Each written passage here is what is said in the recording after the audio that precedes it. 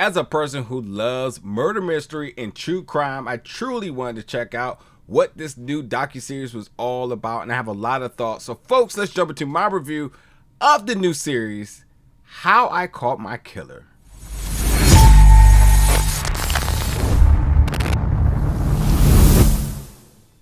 What's up, everybody, and welcome back to the channel today for another review. And today we're going to be reviewing the new docu-series, How I Caught My Killer, coming to Hulu January 12th. There are 10 episodes, an hour each, and this is a new docu-series because there is a previous one of How I Caught My Killer, but this is a new docu-series that is not connected. This is season 1 coming to Hulu, as I said, January 12th. Now, yeah, I love a good murder mystery, any forms of media, podcast, movie, series, whatever it may be. I frequent with the ID channel, so seeing that this was coming out, I think when I saw the trailer, I didn't know what network it was coming to, but I saw it was coming to Hulu, and I was like, okay, cool, you know, it's gonna have a different feel, different tone, and certainly it did.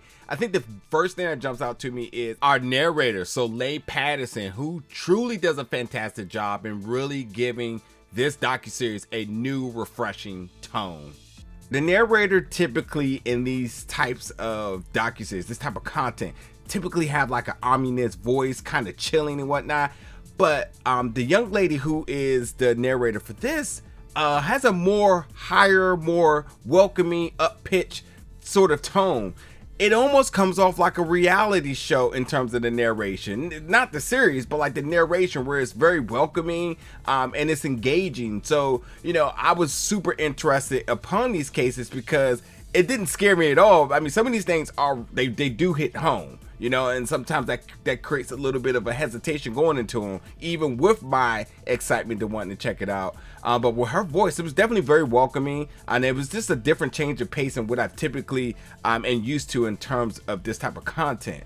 But the other really big thing I have to say about this is that majority of these episodes were very inclusive and showed a lot of diversity, where and let it be no secret that LGBTQ plus community are highly targeted when it comes down to homicide. So yes, it's no brainer that they would serve as majority of the different cases within this episode within the series. But this was truly the first time that I think I've seen a season where maybe 80% of them did involve victims that were in the LGBTQ plus community.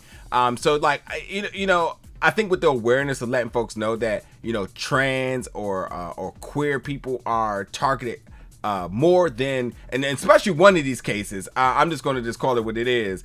One of these cases is completely heartbreaking, but it truly does depict the dangers of when somebody who is queer or trans, and hearing the you know, some of the interview footage of the person who, you know, killed the victim, and understanding that level of aggression, that level of targeting, all that sorts of different things.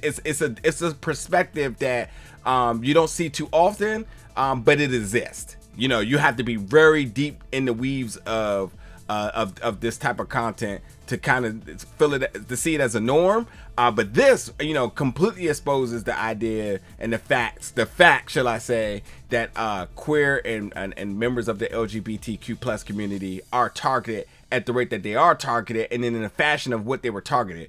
But in this series, you know, How I Caught My Killer, it's a very unique styling of murder mystery, but homicide cases in which the victims left clues that help get their murderer, and help people solve their crime. And you know, I was very curious about how that was going to be relayed here. And you had folks who had left diaries, who had left clues, the power of social media.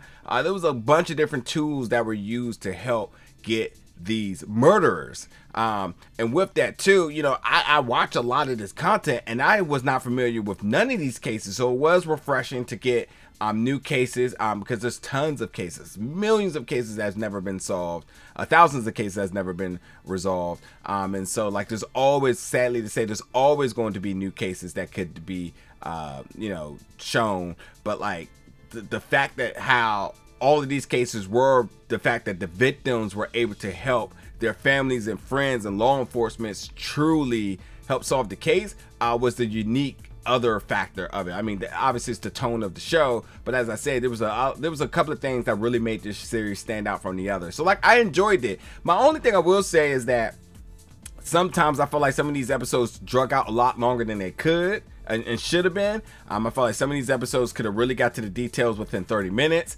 So some of them are a little boring in terms of like the revelations and the details and the facts of what's happening here.